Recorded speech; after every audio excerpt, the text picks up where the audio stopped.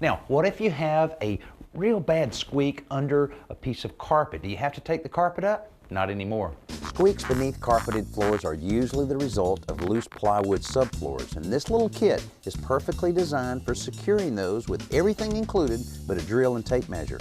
The first challenge is finding a joist since you can't see the nail heads through the carpet.